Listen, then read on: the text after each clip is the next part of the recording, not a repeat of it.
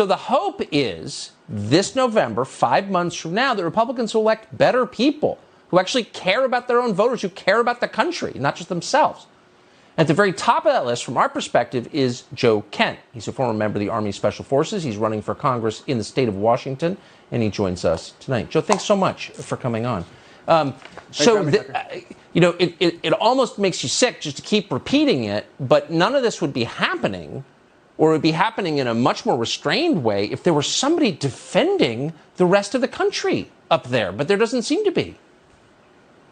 No, and that's supposed to be the Republican Party. That's a big reason why I jumped in and have decided to run for Congress. The woman who I voted for, the Republican that I voted for the impeachment of President Trump, which gave this January 6th narrative, which is being smeared against every conservative or anybody who has an issue with the way things are being conducted in the country or the way the last election went. It's being used to turn the national security state against us. She voted for that impeachment, and then she voted for the formation of this very sham trial Soviet kangaroo court we're seeing right now. She voted for the January 6th committee. She also voted to hold people in contempt, private citizens who weren't even present on the steps there on the ground during January 6th. So we have to hold this Republican leadership accountable. It is their job to stand in the breach and defend their people from this type of overstep from the Democrats and the national security state. And if they fail to do that, they deserve to be primaried. And that's exactly what I'm doing. Well, that's for sure. Talk about a failure of democracy. Democracy is a system in which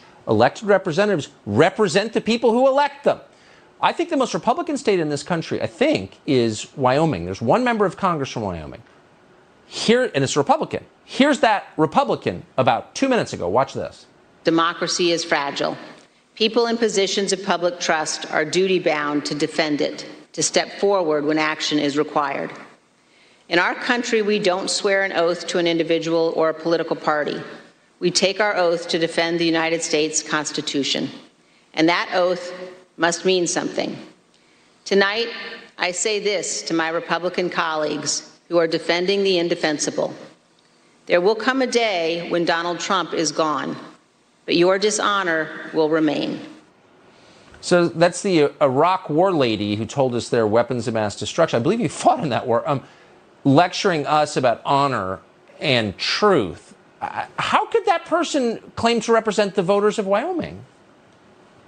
It's absolutely absurd and insulting. She thinks that we can't go back and look at her record, that she's been lying to the American people basically for her entire career and profiting off of it. But also she has to bring up this whole, it must be a big Trump thing. No, it's not a Trump thing. There is the fact of the matter. The only reason that people were there on that day of January 6th is that the American people, a vast majority of them, did not feel like their voices were heard at the election box. And therefore, things started to get a little bit dicey. And if our ruling class won't go back and actually adjudicate what happened with our elections, our system is going to continue to decay. And no matter how much people in Congress lecture us or ignore these problems, our system will crumble until we get people in there, like I think we're going to have this November, that can actually say, hey, we hear you. We're going to go back. We're going to look at the election of 2020. Yeah. We're going to have a full committee. We're going to keep the January 6th committee going. We're going to disclose to the American people once and for all what actually happened, release all the footage, disclose the government's involvement. We have to start respecting our people once again. Everything that Liz Cheney just said,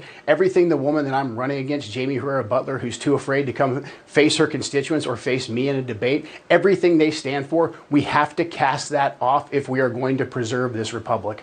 That's exactly right. Oh, really? The senile guy got 10 million more votes than Barack Obama. Really? Tell us how that happened. Shut up, you're going to jail. That's not an adequate answer, I would say. Joe Kent, thank you. Thank you, Tucker.